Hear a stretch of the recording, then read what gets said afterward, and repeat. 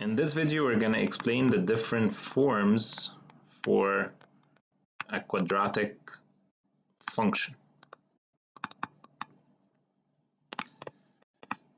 So in the last videos, we said that if we have a function that looks like this, y equal x minus 3 squared plus 1, we said that this function is going to go to the right by 3 and up by 1.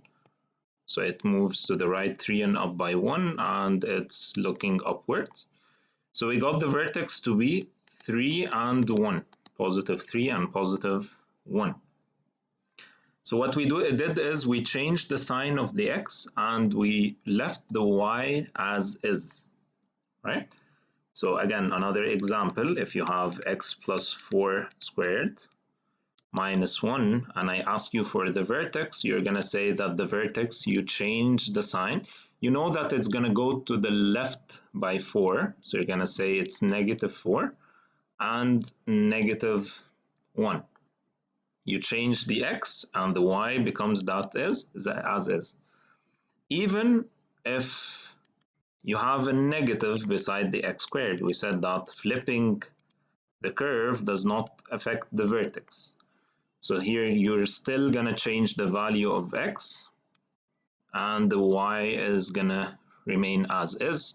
So if you want to sketch this function, we said it's going to move to the left by 2, up by 3, and is looking down.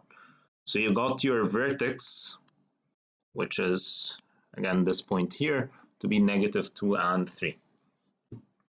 So we can immediately get the vertex by looking at this equation. So this is why we call this the vertex form. If you have something in the shape of x minus h squared plus k, this is what we call the vertex form. And why do we call it the vertex form? Well, simply because when you look at this equation, you can simply get your vertex by changing the sign of the x and leaving the y as is. So simply by looking at this, you can get the vertex from this form. The different form, if you have something like this, y equal x squared minus 3x plus 1. So you can see that when you look at this, you cannot find the vertex directly, the way we did with the previous 3 examples.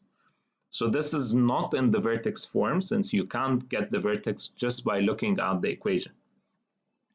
But this form is the same as the form that says that if you have y equal ax squared plus bx plus c. This is what we call the standard form.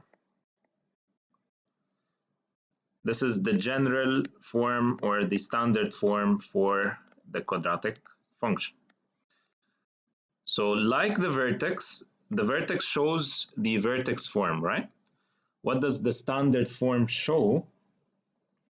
Well, exactly the same as the equation of the line. If you put x to be 0, you'll find that the y is going to be c. So the value of y when x is equal to 0 is present, and this is what we call the y-intercept. So the standard form shows the y-intercept of the parabola. So let's take an example on this. If I gave you that the parabola is equal to y equal x squared minus 4x plus 2, you can't get the vertex just by looking at this, but you can see that you get the y-intercept to be 2. And the parabola is looking up. This is what we know so far.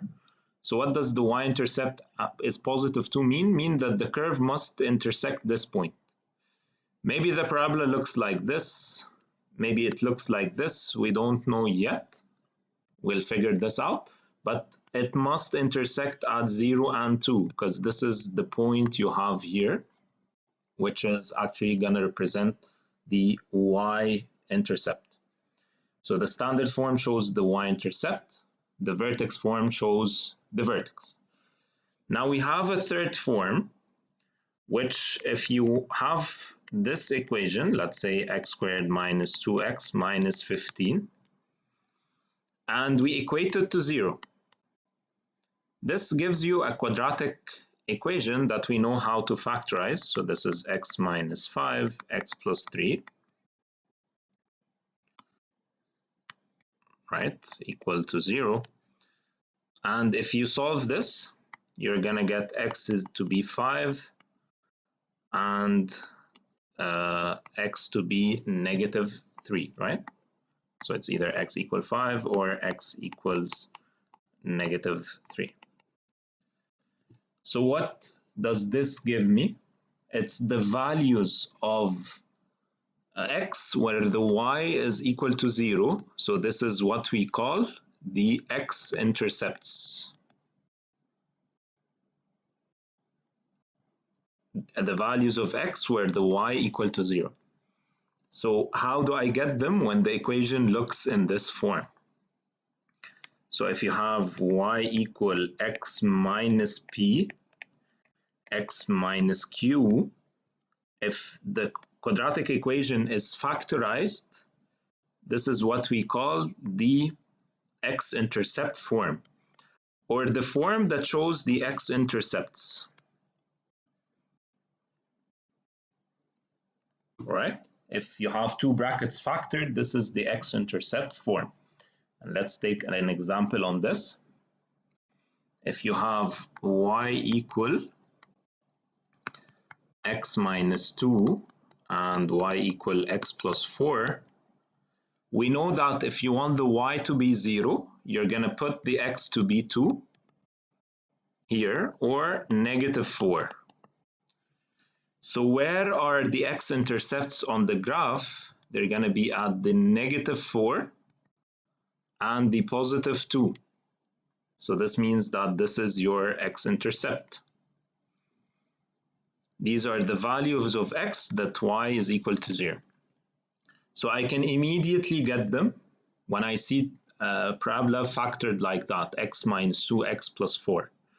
But I can't get it when it's not visible unless I factorize it if the parabola was written like this, which is still in the equivalent form, right? But this we call the standard form, which shows the y-intercept.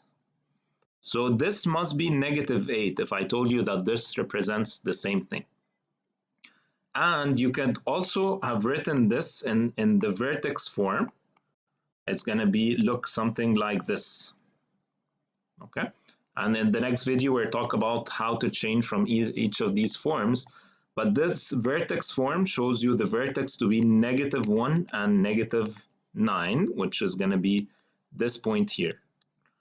So this is what we call the vertex form. This is what we call the standard form, when you have them x squared plus something plus minus something and so on. And this is what we call the x-intercept form. So x-intercept form shows the x-intercepts. Standard form shows the y-intercept, which happens to be the negative 8 here. And the vertex form shows the vertex, and they're all equivalent, but they all could be representing the same quadratic function, but shows different characteristics of the quadratic function.